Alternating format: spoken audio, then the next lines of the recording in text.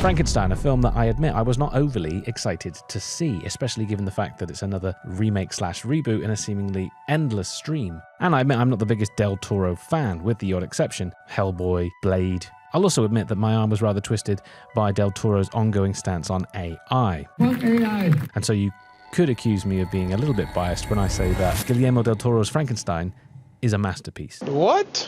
I loved it. The cast, the setting, the cinematography, the art direction, it is truly fantastic. Which will come as a bit of a shock, I'm sure, if you're a returning viewer to this channel, or if you're one of the trolls in the comment section from the last one who accused me of only posting negative content. I'm not going to beat around the bush, let's not waste any more time, and let's dive straight in to my review of Del Toro's Frankenstein 2025. That's Frankenstein.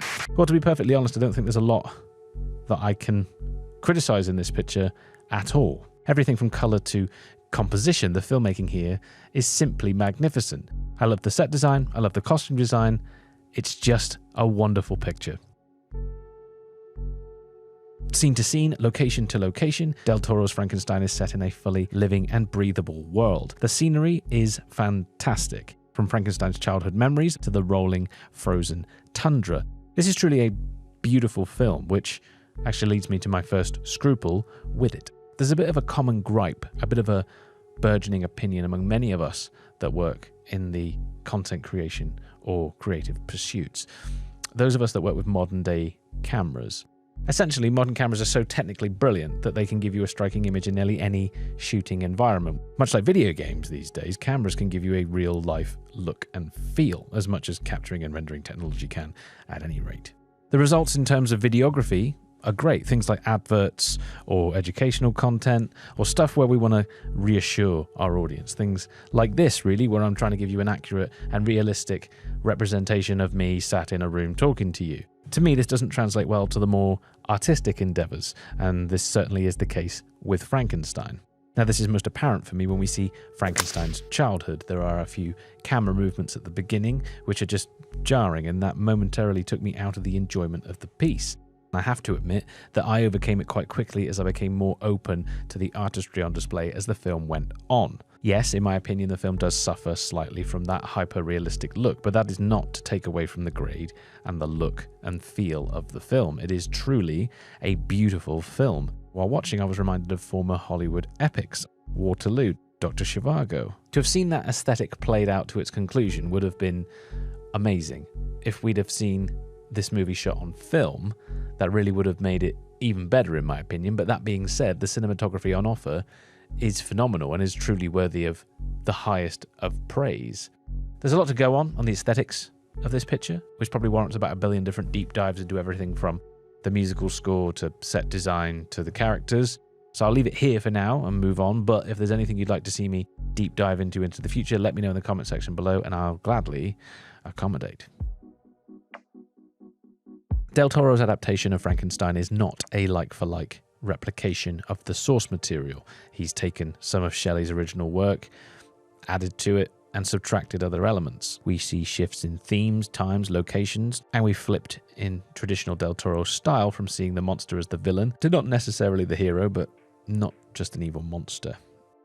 It's worth saying here that I tend to steer clear of remakes and reboots because of this type of revision. I'm a stickler for historical accuracy and faithful adaptations, and I normally hate this kind of revisionism, but I have to admit that with Del Toro's slight changes and tweaks, I can see why he's done them.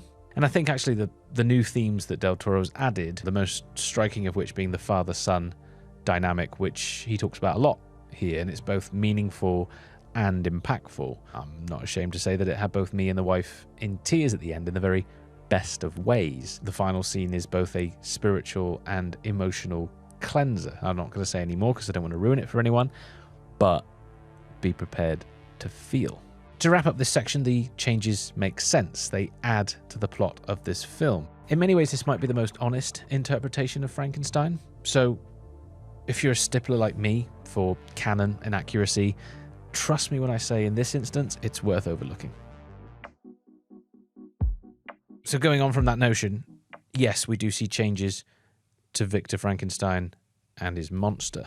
Starting with Frankenstein, he's a much older version than that of the books. No longer is he a brilliant student in a German university. He's now an ostracised member of the Royal Academy of Surgeons in Victorian Edinburgh. The film is set during the Crimean War, which gives Victor access to a seemingly endless supply of cadavers. No longer is he relying on the services of grave robbers. That aside, Victor is masterfully played by the fantastic Oscar Isaac, an actor who, to my mind, is a lot better than the roles he has played.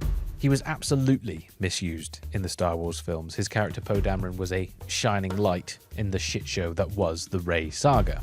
The father-son dynamic is further identified and developed during Victor's childhood. Victor here is played by Christian Convery, who does a fantastic job, by the way, and is perfectly paired with Charles Dance, who plays Tywin Lannister. Sorry, I mean Leopold Frankenstein. Leopold is a Del Toro adaptation. In the novel, Frankenstein's father is called Alphonse and is a much more subtle, loving and supportive father over Del Toro and Dance's portrayal. Dance does well in this role, which is actually his second time playing the father of Frankenstein.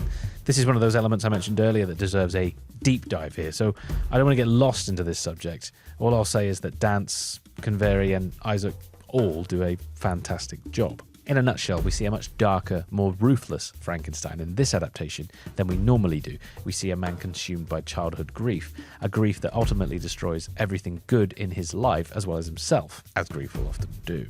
Frankenstein's monster, or the creature, is played by Jacob Elordi, who is simply fantastic. Rather than Frankenstein's monster, we see Del Toro's creature. Del Toro has a bit of a history of siding with the monster, often overlooking like villainous acts, violence, that kind of thing. And in this picture, that's no different. This is done masterfully, both through the film's pacing and artistic merits, but also by Elordi's portrayal, which is just fantastic. The creature is intimidating, powerful, and unstoppable, but also at points is childlike, in many ways innocent. I'm not going to dive too deeply into the other characters here, just in the interest of time, but I will simply say that there aren't any truly terrible performances given by any member of the cast. However, I was slightly disappointed by Christoph Waltz's portrayal of Heinrich Harlander. Heinrich is another Del Toro addition, and a plot pivotal one, I must say, but I do feel that Waltz was not at his best here, and the character feels a little bit swept under the rug. Not something I would normally expect from Waltz, who, to my mind, is one of the most talented actors at Hollywood's disposal. He isn't terrible here, but he isn't at his usual standard, which is a little bit jarring. All right, I've been going on for a while now, so I'll just wrap it up nicely. Essentially, Del Toro's Frankenstein is truly wonderful. It's a beautiful but painful reminder of how and what Hollywood could and should be in 2025. It perfectly mirrors humanity's best and worst qualities and puts them on screen for us all to enjoy. I 100% commend Del Toro for this wonderful, wonderful film. The cast, the crew, everyone. It is truly something special, something truly human in an era of digitization, automation, and dehumanization. It is my utmost hope that this is a turning point for film and for cinema. I really hope we see more of this kind of film. But I can't help but fear that rather than this being a new dawn or a new golden era, that this is more of a swan song, an ode to filmmaking. This is a film that has sadness, melancholy throughout. But the saddest thing about this film is that the majority of its audience will never see it on the silver screen. In fact, the majority of its audience probably won't see 100% of the film.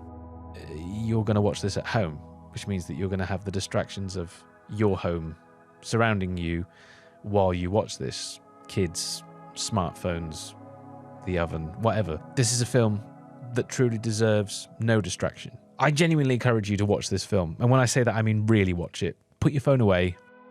Try to put any distraction away.